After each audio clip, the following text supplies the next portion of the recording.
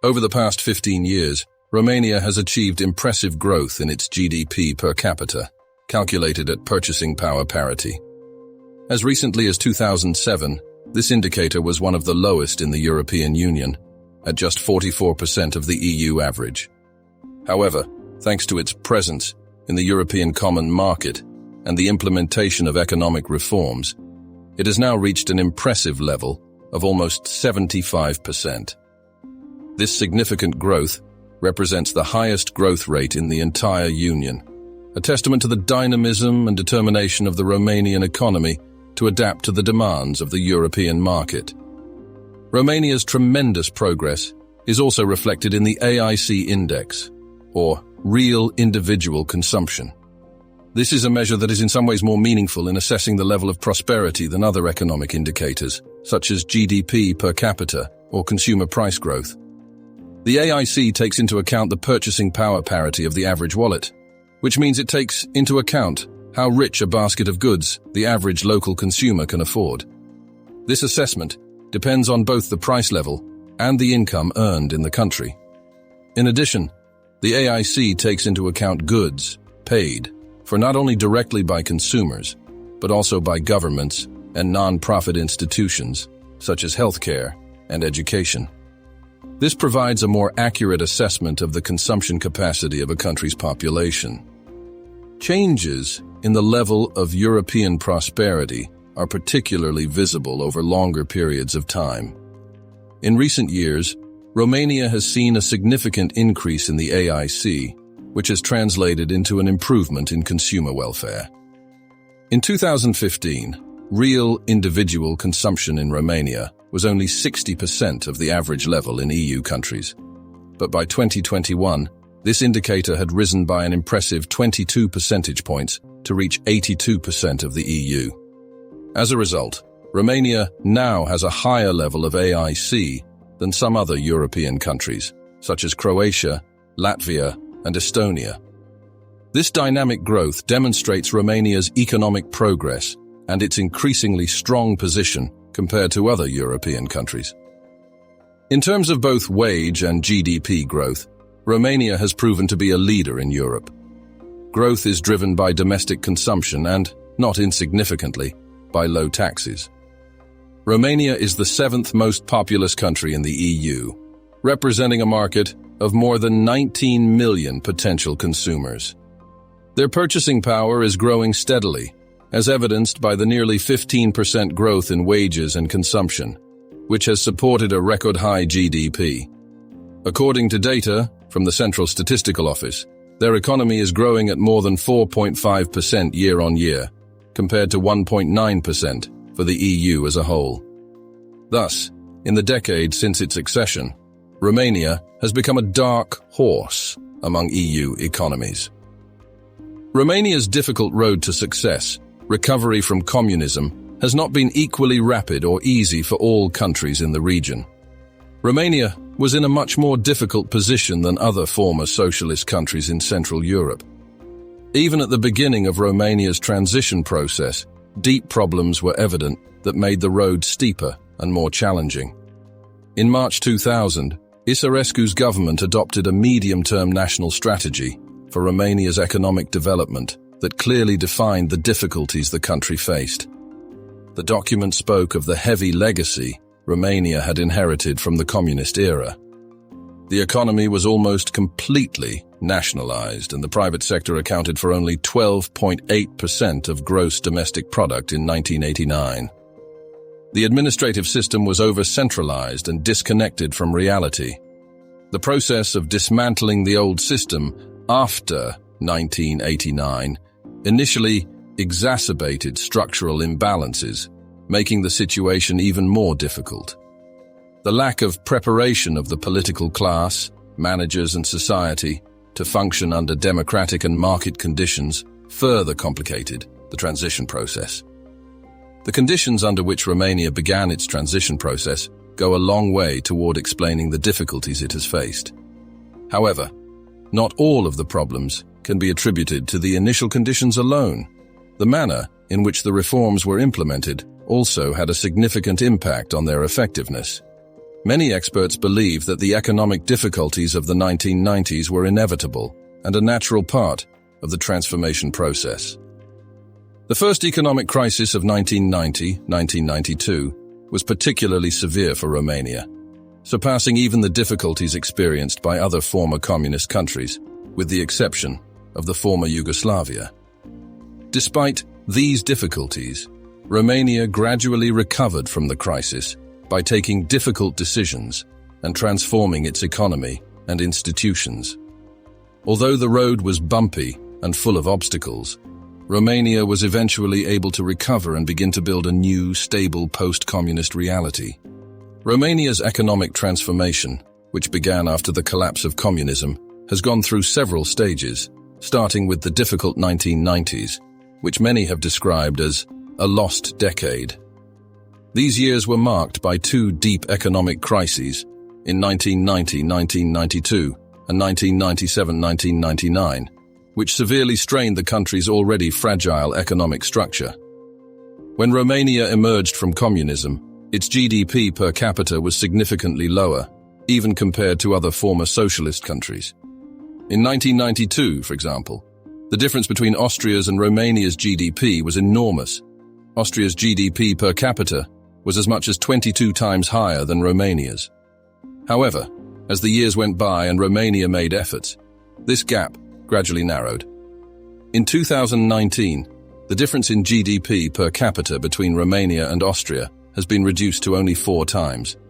Similarly, the economic development gap with France has narrowed from 10 times at the beginning of the transition to a much smaller value in 2019. Professors and experts point to the period from 2001 to 2008 as the time when Romania began to catch up dynamically with Western Europe, regaining up to 80% of the economic development gap that separated it from more developed countries. However, despite this significant progress, the gap between Romania and the West was not limited to economic indicators. There were also significant cultural, educational, and civilizational differences that needed to be made up. For example, the illiteracy rate in Romania at the turn of the 19th century was comparable to that of Western Europe at the end of the Middle Ages. In addition, Romania's model of economic organization lagged about 100 years behind the West, making the process of modernization and adaptation to Western standards much more difficult. Despite these challenges, Romania has made significant progress in recent decades, moving from a period of transition and difficulties to increasingly rapid development and convergence with European standards. Accession to the European Union in 2007 symbolically marked the end of the transition phase, and now Romania is continuing its efforts to further increase its economic potential and align itself with the West. Academician Tudorel Postolaș is one of the key figures in Romania's post-communist transition. In the chaos and confusion that followed the revolution, he led the process of developing a strategy for transition to a market economy. His vision, which we now fully appreciate, outlined a reform strategy planned over a 10-year period to bring about simultaneous economic growth and improved social conditions. Postolaș's strategy was aimed at improving the quality of life in Romania and at achieving a level of social indicators comparable to the European average. Unfortunately, this strategy was gradually abandoned in favor of other approaches. Researchers note that the Romanian transition focused on rapid privatization, which often led to unreformed state-owned enterprises, as well as low-wage policies, retrocessions, and minimal state intervention in the economy and social policies. Nevertheless, Postolaș did not stop working for Romania's integration into the West. It was he who convinced Ion Iliescu of the need for the country to join the European Union. As head of the Technical Commission in 1995, he contributed to the Snagov Agreement, which paved the way for Romania's preparations to join the EU. His influence on Romania's development policy was invaluable, as evidenced by the fact that the Isărescu government strategy was developed under his guidance. Thanks to his determination and perseverance, Romania came closer and closer to Western standards. although the road was full of challenges and difficulties. Academic Postolac remains a deserving hero of Romania's transformation, whose contribution to shaping the country's future cannot be overestimated. Romania's post-communist transition entered a phase called the capture economy. This meant a continuous transfer of resources from state ownership to the ownership of new capitalists. Privatization became the centerpiece of this transition, as well as a major political, economic, and social issue. In the early years of the transition, however, no one had a clear idea of what the transition to capitalism should look like. Despite the lack of agreement on the detailed steps, everyone agreed that there would be a period of transition that would bring about profound changes in Romanian society. Vladimir Pasti, a sociologist who analyzes the so-called lost decade, points to an important mechanism that was present in Romanian transition politics. Politicians not only had to imagine the necessary reforms, they also had to justify them to the public and win its approval. During the 15 years of transition, no government received a mandate from the public to continue in its chosen direction. The Romanian people reacted to various transformation projects, rejecting those that had negative political, economic, and social consequences. This was a clear expression of democratic control over the transformation process, where the population had the opportunity to express its approval or disapproval of the government's actions through elections. While not all consequences of the transition were predictable, the population reacted to those that negatively affected their lives. In sum, the Romanian transition was not a homogeneous process, but a complex set of interactions between politics, society, and the economy. It has been a journey full of challenges and difficulties, but also moments of positive change and progress. The beginning of Romania's sustained economic growth after 2000 was due to the fortunate coincidence of the pre-accession negotiations to the European Union. These negotiations forced Romania to adopt and adhere to a coherent economic and political reform strategy, which accelerated the country's modernization process. Without this fortunate coincidence, it is hard to imagine how long it would have taken to develop and implement all the necessary reforms. Looking back, the years after 2000 brought sustained economic growth to Romania, supported by prudent fiscal policies, a reduction in the budget deficit and inflation. Foreign investment began to flow into the country, important privatizations took place, and the business environment began to develop. Domestic production, especially industrial production, grew significantly, resulting in a decrease in unemployment and an increase in the value of exports. One of the most spectacular successes of those years was the development of Dacia Renault production. After Renault took over the Dacia factories, the introduction of the Dacia Logan model in 2004 proved to be a hit. The success of this car resulted in a rapid increase in sales, especially in export markets. The Dacia Logan quickly gained popularity, which led to the expansion of production to other countries.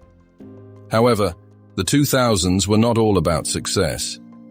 As the decade progressed, the discipline that characterized the pre-accession period began to loosen, mainly due to the euphoria of consumption.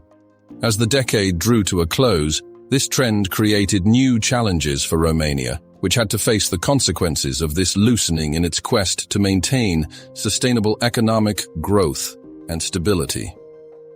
Today, Romania is on the verge of a new chapter in its history. With the success it has achieved since the fall of communism, the country has turned its attention to the future, pursuing further development and economic growth. Fully aware of its potential, Romania is actively courting potential investors by offering attractive business conditions. Any obstacles that stood in the country's way after 1989 now seem to be a thing of the past, and Romania's dynamism and determination to achieve its goals are becoming an inspiration to many other countries. Romania is becoming an increasingly open and competitive market, attracting investors from all over the world. With a democratic political regime, a stable economy based on free market principles, and membership in NATO and the European Union, Romania is an integral part of the developed Western world. The free movement of people, goods, capital, ideas, and technology contributes to the country's growth and integration into the global economy. Finally, investments in infrastructure and improvements in the business climate give Romania the confidence to continue its dynamic development and continue to surprise the world with its potential. Romania is moving into the future, ready for new challenges and achievements, becoming an increasingly attractive destination for investors and entrepreneurs from all over the world. Thank you for watching the video. Leave a comment and subscribe to the channel. See you next video.